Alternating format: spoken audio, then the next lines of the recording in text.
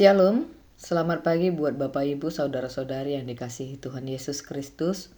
Firman Tuhan yang menyapa kita hari ini, yaitu tertulis dalam surat Paulus kepada Filemon pasal yang pertama, ayat 15 sampai ayat 16. Sebab mungkin karena itulah dia dipisahkan sejenak daripadamu, supaya engkau dapat menerimanya untuk selama-lamanya. Bukan lagi sebagai hamba, melainkan lebih daripada hamba, yaitu sebagai saudara yang kekasih. Bagiku sudah demikian, apalagi bagimu, baik secara manusia maupun di dalam Tuhan. Demikianlah firman Tuhan. Bapak Ibu Saudara, ketika seseorang pernah mengecewakan, melukai, atau merugikan kita, biasanya kita akan terus mengingat masa lalunya, bukan? Kita sulit percaya bahwa orang itu bisa menjadi berbeda. Tetapi Tuhan melihat lebih jauh daripada yang manusia lihat.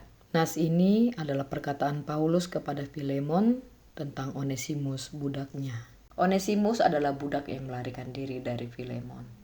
Mungkin ia pernah melakukan kesalahan yang membuat Filemon kecewa dan terluka. Dalam budaya waktu itu, tindakan seperti itu dianggap pelanggaran serius, dan Onesimus bisa menerima hukuman berat jika kembali. Namun sesuatu terjadi dalam hidup Onesimus. Ia bertemu Kristus melalui pelayanan Paulus. Hidupnya berubah, Onesimus bertobat dan menjadi seorang Kristen. Sedangkan Filipus adalah seorang Kristen kaya di Kolose, pemilik rumah yang dipakai sebagai tempat pertemuan jemaat. Ia adalah tuan dari Onesimus. Oleh karena itu, Paulus mengatakan, terimalah dia bukan lagi sebagai hamba, melainkan sebagai saudara yang kekasih. Karena Onesimus sudah mengalami perubahan hidup di dalam Kristus. Dulu Onesimus mungkin hanya dipandang sebagai budak yang gagal, tidak berguna, bahkan pelarian yang mengecewakan Filemon. Tetapi setelah bertemu Kristus melalui pelayanan Paulus, identitasnya berubah. Ia sekarang adalah orang percaya dan bagian dari keluarga Allah.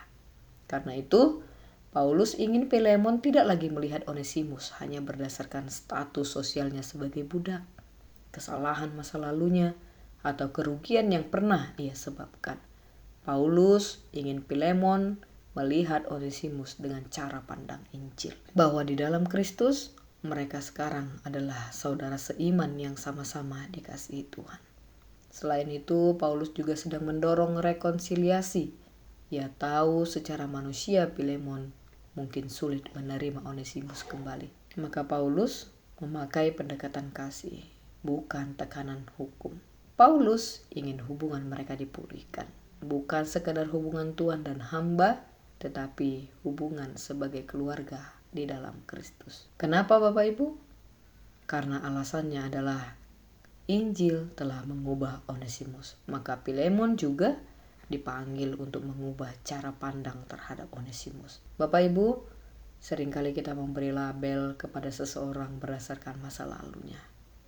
Mungkin dia pernah menyakiti saya, dia pernah gagal, dia tidak bisa dipercaya, atau orang seperti itu dia tidak mungkin berubah. Akibatnya, kita sulit menerima, mempercayai, atau memberi kesempatan lagi kepada orang tersebut. Melalui nas ini, Tuhan mengajar bahwa seseorang yang sudah disentuh Tuhan bisa mengalami perubahan hidup. Karena itu, kita dipanggil untuk belajar melihat orang, bukan hanya dari kesalahannya, tetapi juga dari kemungkinan pemulihan yang Tuhan sudah kerjakan dalam hidupnya. Bapak Ibu, dalam keluarga yang retak pun, atau persahabatan yang rusak, hubungan-hubungan yang rusak, bahkan hubungan kerja, kadang pemulihan tidak dimulai dari perubahan keadaan, tetapi dari perubahan cara pandang dan hati. Selain itu, nas ini juga memberi pengharapan bagi orang yang merasa dirinya gagal. Onesimus itu punya masa lalu yang buruk, tetapi Tuhan tidak membuang dia. Tuhan justru mengubah hidupnya dan memulihkan hubungannya. Jadi, jangan cepat-cepat menutup pintu bagi orang yang sedang Tuhan ubahkan.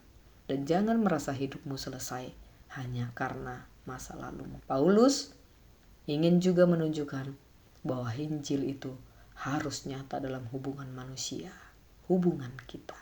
Jika Kristus sudah mengampuni dan mengubah Onesimus, maka Filemon juga dipanggil untuk memberikan pengampunan dan pemulihan. Demikianlah renungan kita hari ini Bapak Ibu. Semoga harimu menyenangkan. Semangat, Tuhan Yesus memberkati. Shalom.